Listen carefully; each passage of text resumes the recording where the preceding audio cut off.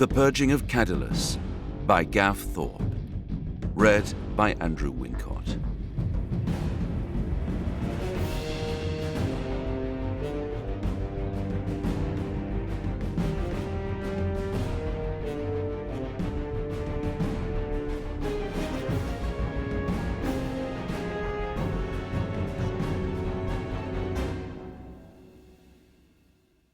Prologue.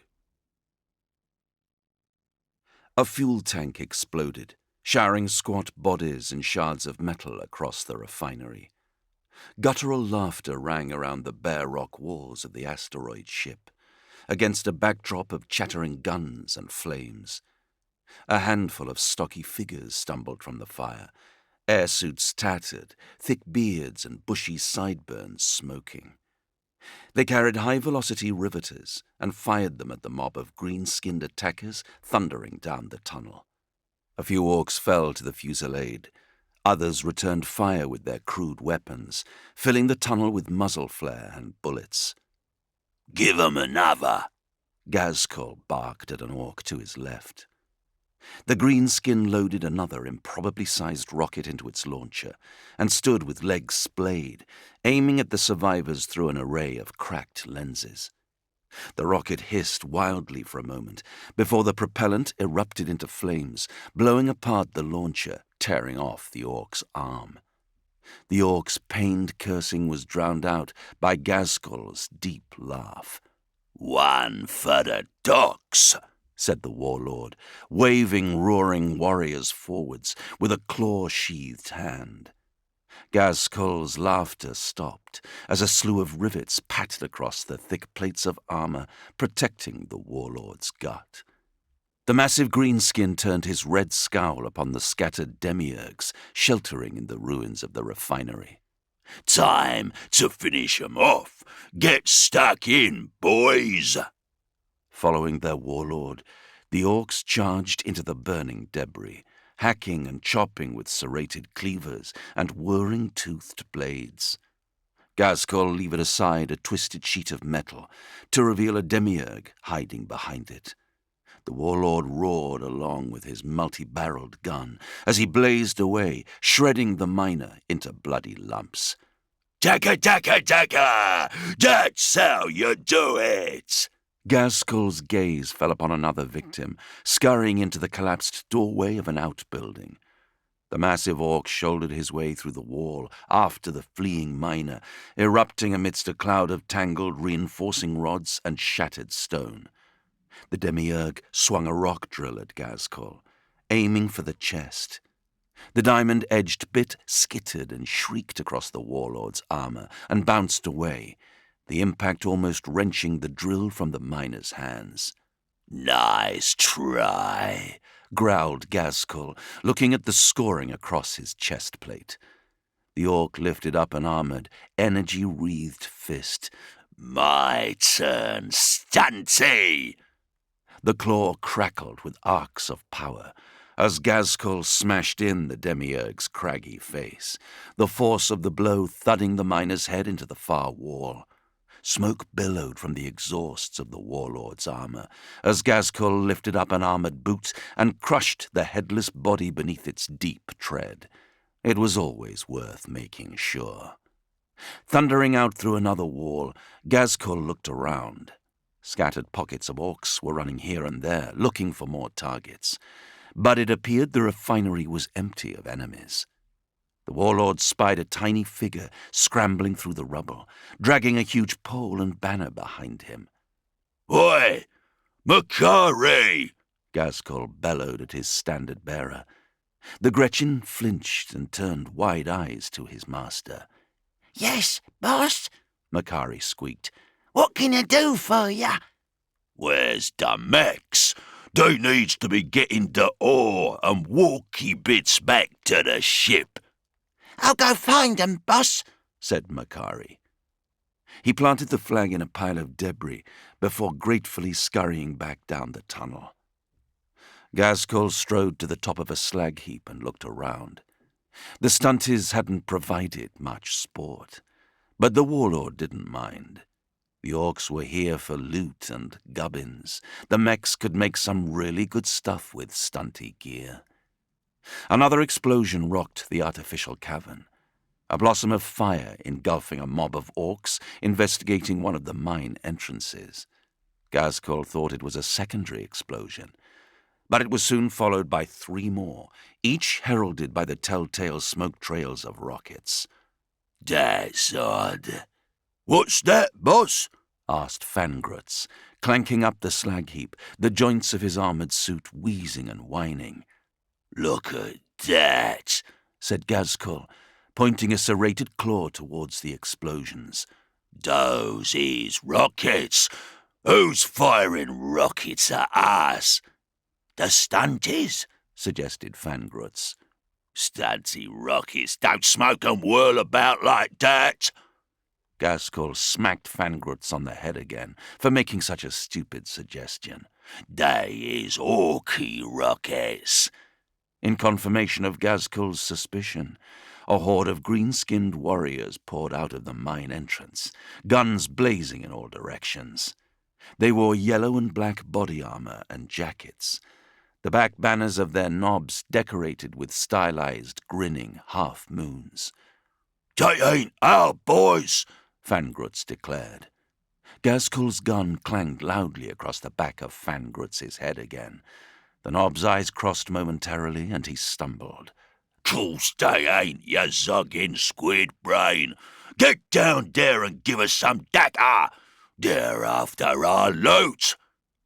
Gazkul said after the boys as they poured into the firefight, which in some places became a vicious scrum of blades and fangs. Smoke churning behind him, Gazkul lumbered into a run, bellowing orders. "Stop 'em getting up on that roof. More dacca that way. Give 'em some boot leather." The warlord watched a blur of red and black come sailing out of the mine. It quickly resolved into one of his boys, a ragged hole in the chest. The body splattered and bounced noisily across a rock just in front of Gazkul. The orc heard a rapid-fire din above the creaks and puttering of his armor's engine, a drawn-out rattle accompanied by a flare of orange in the mouth of the mine entrance. A swathe of orcs fell to the ground, blooded holes punched across their bodies. Through the gap, Gazkul saw another huge orc advancing from the mine, chain gun hurling bullets in all directions. The rival warlord was wearing mega armor as well, painted a garish yellow and decorated with black flames. Compared to the rusty joints and oil-spattered pipes of Gazkul's suit, the newcomer's armor was spotless, haphazardly inlaid with chunks of gold, and, Gazkul sneered at the ostentation, dozens of orc teeth. "What a show-off," the warlord muttered, as he leveled his gun at the newcomer. Gazkul opened fire, spraying the remaining contents of the magazine at the enemy warlord. Bullets skipped off the floor and walls of the mine tunnel, and a few found their mark, rattling over the plates of his foe's mega armor. The Bad Moon warlord, such gaudy displays of wealth were unmistakable, turned his own weapon on Gazkul, as a series of empty clicks from his gun echoed around the chamber. "Oh, Zog," grunted Gazkul. He was engulfed in a firestorm of flashing projectiles. A particularly vicious burst caught him in the right shoulder, sending slivers of metal spinning in all directions. The armor's engine gave an alarming cough, but continued working, although with a new rattle. The two warlords closed in on each other, the boys parting to allow their leaders to get to grips, the ground trembling under the combined thudding of metal-shod boots. Gazkul struck first, swiping his power claw across his foe's chest, shredding metal. He winced as the Bad Moon smashed his own long claw onto the top of Gazkul's armored head. A boot found Gazkul's knee plate, which clattered off to the right. Gazkul brought down an elbow spike onto his opponent's left shoulder, driving it hard between the armored plates, but was thrown back a moment later by a knee-trembling blow to his gut. Parted for a moment, the two warlords locked glares. Around them, The fighting between the rest of the orcs died away to some desultory shooting and the occasional punch or kick. Dozens of red eyes were turned towards the pair, expectantly awaiting the combat to recommence. "Zog off!" roared Gaskell. "This is my loot." "I was here first," the other warlord bellowed. "You zog off!" "How?" asked Gaskell. "I ain't seen no other ship. How did you get here?" The Bad Moon rippled back his thick lips in a grin. "That's for me to know, innit?" "Don't you know who I am? I'm Gaskell Mag Uruk Thraka, the prophet of Gork and Mork. I'm the biggest, baddest warlord there is. You got to tell me." "I heard of you," said the other, stepping back another pace. "You gave the humans a good kicking, I heard. You might be the prophet of Gork and Mork, but nobody makes better profit than me." Something in Gaskell's memory tinkled into place. Bad Moon warlord, stupidly rich, plenty of dacker. "Nazdreg," he snarled. "That's the one," beamed his opponent. Nazdreg's eyes narrowed slyly. "I heard you's a bit special, bit of a thinker." "That's right," said Gaskell. "I hear the words of Gork, or maybe it's Mork, it's hard to say. They tell me clever stuff, and that's why I'm the baddest warlord there is." "I got an idea for you, Gaskell Mag Uruk Thraka." "Yeah?" "We can fight this out until one of us is dead in good orky fashion." "Sounds good to me." "Or we can come to some kind of deal." Gaskell looked hard at Nazdreg and his boys. There were quite a lot of them. He was sure he could probably beat them, but it had taken him ages to get enough boys together after being chased around by that Mork-cursed Humy boss Yarrick. And it did seem a bit of a waste to be killing other orcs when he could be killing the hated Humies. "What you offering?" he asked, cautiously. "I'll tell you how I got on this rock, without a ship, if you and your boys come with me on a little job I got planned." Gaskell suddenly became aware that he was the center of attention from both sides. He waited for a while to see if Gork or Mork had anything to say on the matter. There were no voices in his head, so he guessed that they didn't care either way. He took a deep breath and lowered his power claw. "I'm listening." Blue-feathered gulls circled screeching above the wall. Torno followed them against the dismal grey sky, humming quietly to himself. As one of the birds dipped past, Torno looked back across Kadillus harbour. Surrounded by the high curtain wall, the city squatted on the steep coast of the volcanic isle, a mess of grey and silver against the dark rock. The raised landing platforms of Northport jutted out from the wall a few kilometres away. An orbital craft the size of a city block rose from the starship dock, smoke and plasma wreathing protective blast ramps, while atmospheric craft buzzed and growled to and fro, borne aloft by jets and rotors. From the gatehouses, highways of cracked ferrocrete cut through sprawling tenements and smoke-wreathed processing plants converging at the central plaza. Next to the square loomed the spire of the Dark Angel's Basilica, a towering edifice of buttresses and gargoyles, broken by stained-glass windows and ornate balconies. The buildings around the basilica seemed cowed by its presence, none reaching higher than 3 stories, as if to be higher would be an affront to the spectacle of the Space Marines' Temple Keep. Past the basilica, Kadillus dropped steeply towards the harbour side. The sea was little more than a glinting blur on the horizon, obscured by a tangle of cranes and gantries that stooped over the high warehouses. A dozen wharfs stretched into the ocean, where super-trawlers 3 kilometres long unloaded their harvests. Torno heard a grunt of confusion from Megel next to him in the watchpost. "Have a look at this," said the other sentry, handing Torno the magnoculars. "Looks like a dust storm or something." Torno looked through the magnoculars and could see a thick wall of dusty cloud coming towards Kadillus harbour, still at least 6 kilometres away. "Anything from the comm?" he asked, not looking away. "Nope," replied Megel.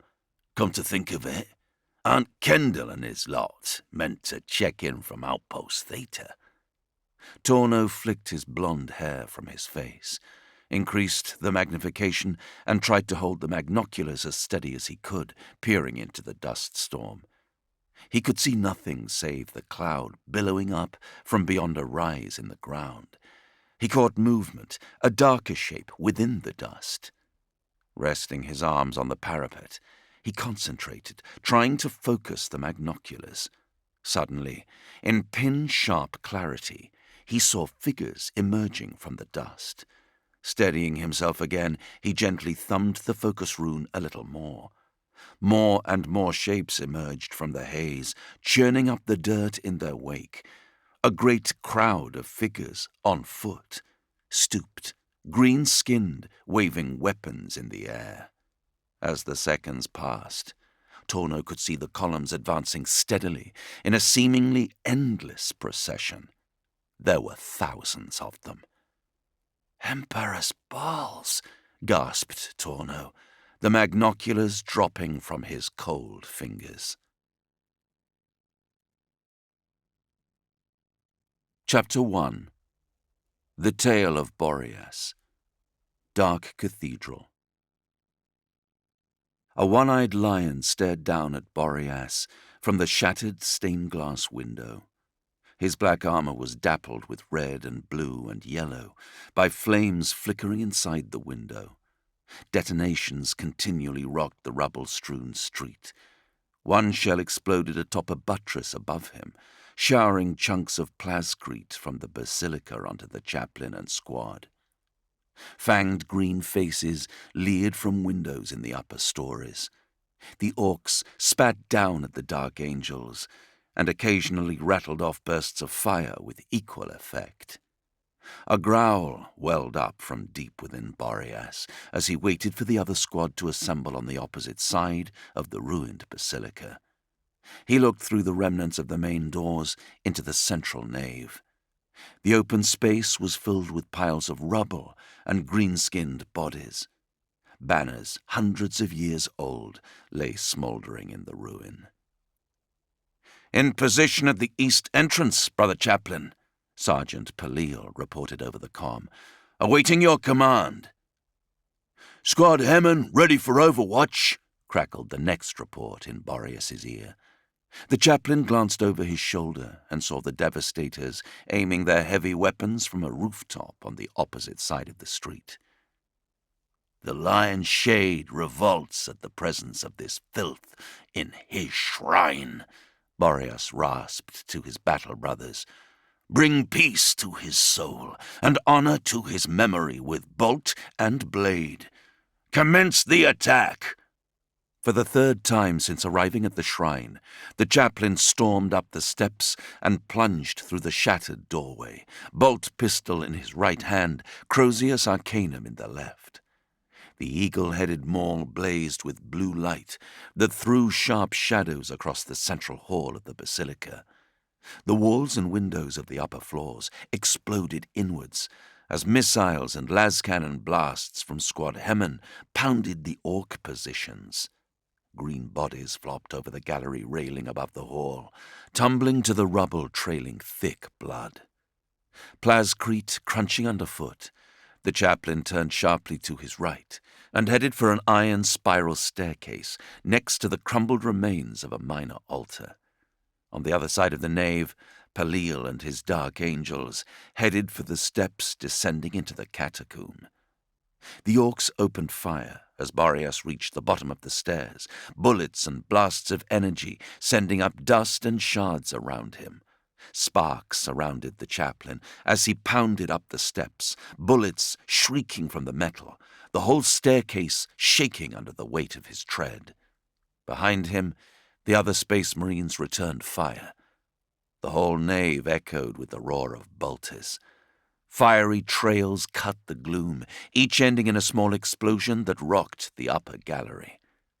Boreas reached the gallery at a run. It was even darker here. With a vocal command, Boreas switched his auto-senses to thermal. Several orcs were sprawled lifeless along the marble-inlaid floor, blood cooling in greasy pools. He spied the yellow heat outlines of living foes at the far end of the gallery, their guns blazing harsh white, bullets zipping down into the squad below. The chaplain leveled his pistol. A targeting reticule sprang into view as his finger touched the trigger. His first shot took the top off an orc's head, blood spraying against the wall in a red chromatic display. 2 bolts took his next target in the chest, exploding the ribcage and breastbone, ripping apart organs. To his heightened senses, it seemed as if the orcs turned on him in slow motion, drawing up their guns towards this new threat. A 4th round ripped through the shoulder of the next foe, sending the orcs spinning through a doorway.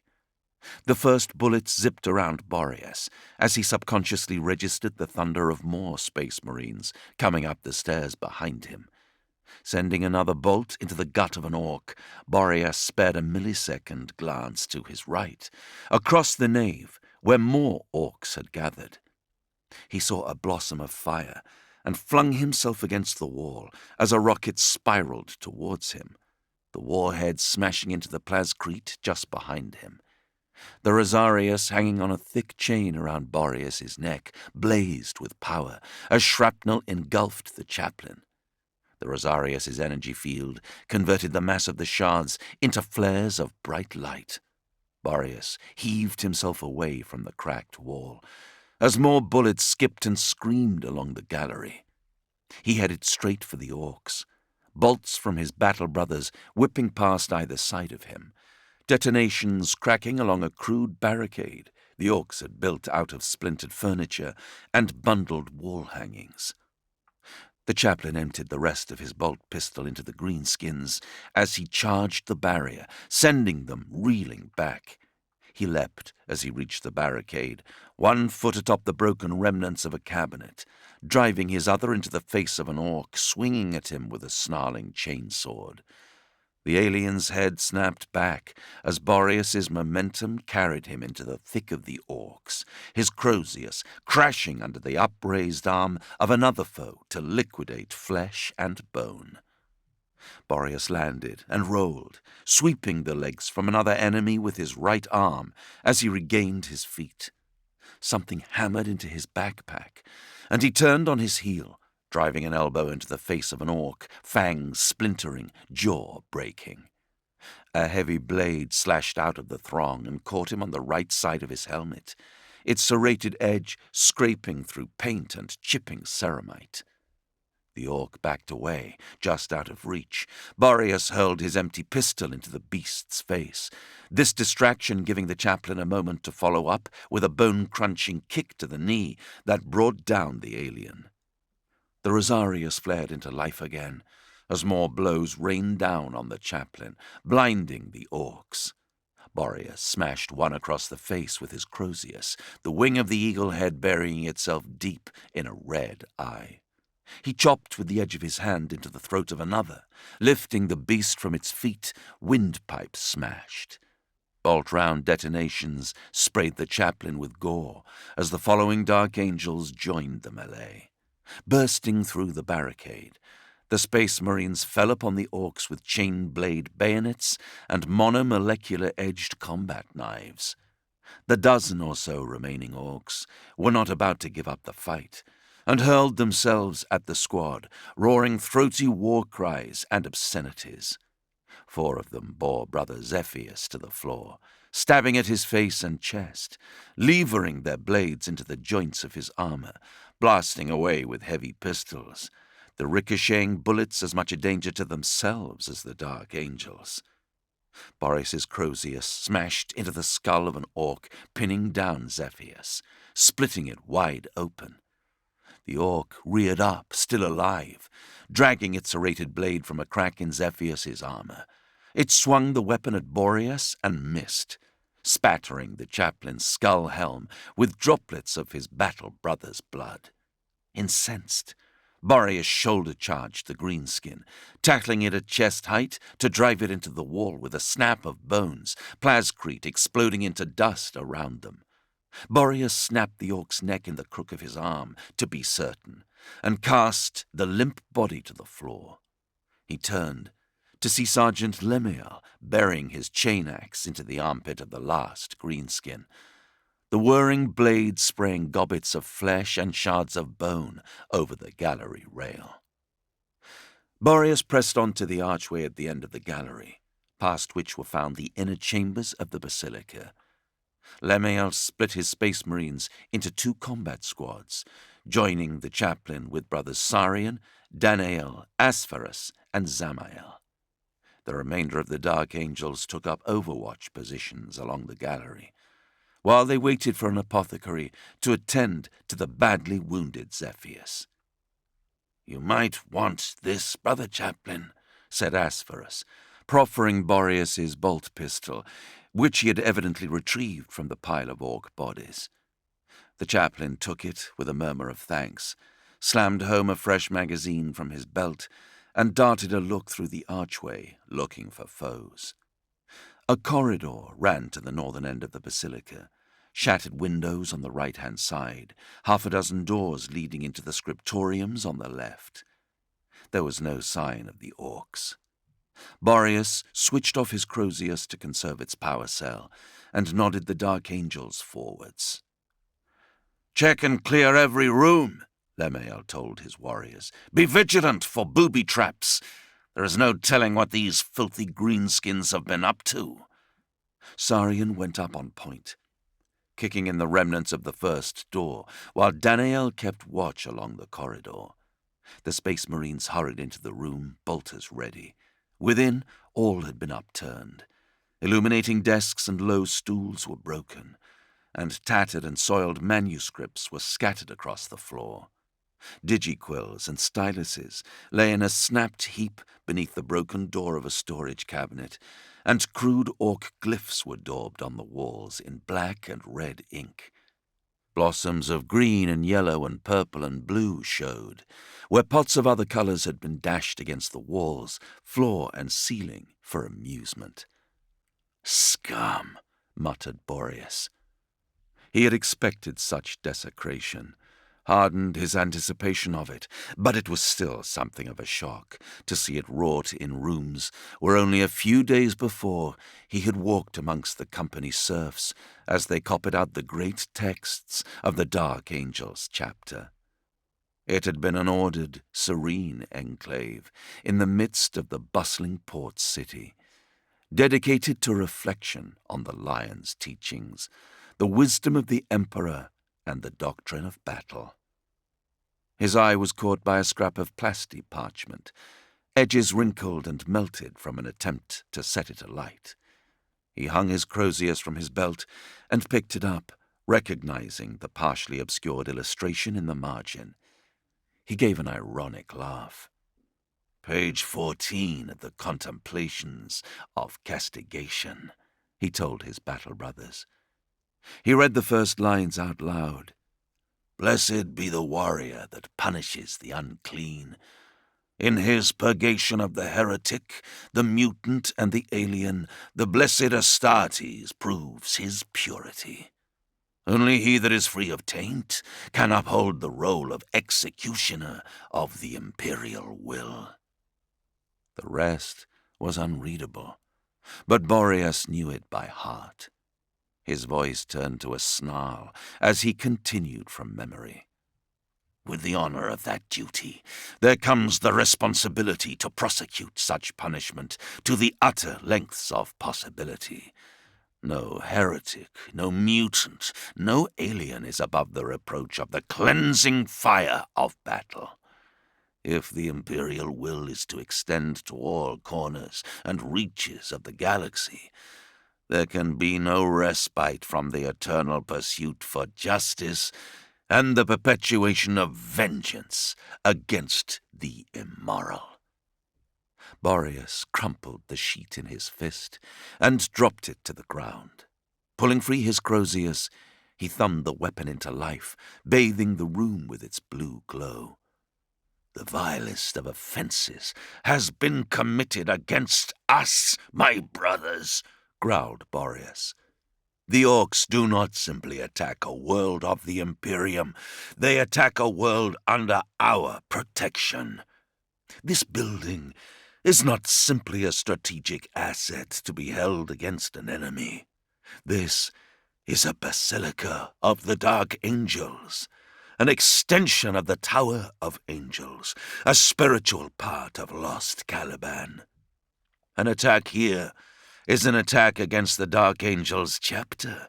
It is an affront to the Lion.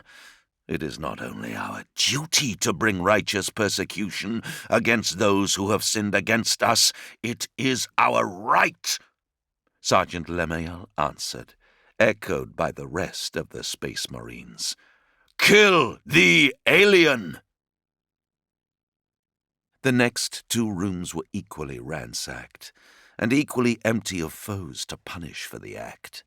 As the Dark Angels left the third chamber, Lemail commanded them to stop. Boreas listened, his auto-senses picking up what the sergeant had first detected, grunts and scrapes from the adjoining room. An interesting development, remarked the sergeant. Orcs attempting an ambush? The strange subtlety of thought is not matched by their subtlety of action, replied Brother Sarian, as the clatter of something dropped on the wooden floors sounded from the next room.